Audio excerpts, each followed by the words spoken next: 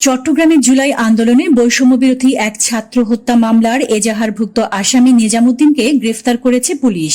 বৃহস্পতিবার সকালে নগরীর কোতোয়ালি থানার বিশেষ অভিযানে লালদিঘি এলাকা থেকে তাকে আটক করা হয়।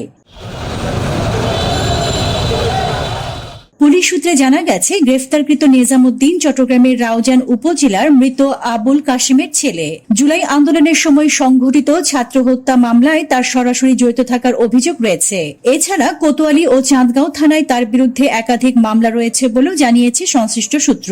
কোতোয়ালি থানার ভারপ্রাপ্ত কর্মকর্তা ওসি আফতাবউদ্দিন বলেন, গোপন সংবাদের ভিত্তিতে অভিযান চালিয়ে আজ সকালে তাকে গ্রেফতার করা হয়েছে। তার বিরুদ্ধে প্রয়োজনীয় আইনগত ব্যবস্থা প্রক্রিয়াধীন রয়েছে। নিজামুদ্দিন নামক একজন আসামি আমাদের সাব ইন্সপেক্টর তাকে কিছুক্ষণ পূর্বে গ্রেপ্তার করেছে। আমরা তার কিছু পর্যালোচনা করে দেখলাম যে সে বৈষম্যবিরোধী মামলার এজাহারনামী আসামি।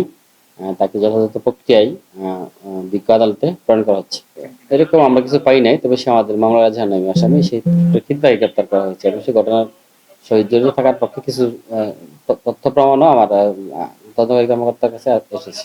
উল্লেখ্য, জুলাই আন্দোলন চলাকালে সংঘটিত সহিংস ঘটনায় দায়ের হওয়া বিভিন্ন মামলায় জড়িতদের গ্রেফতারে আইনশৃঙ্খলা বাহিনীর অভিযান অব্যাহত রয়েছে।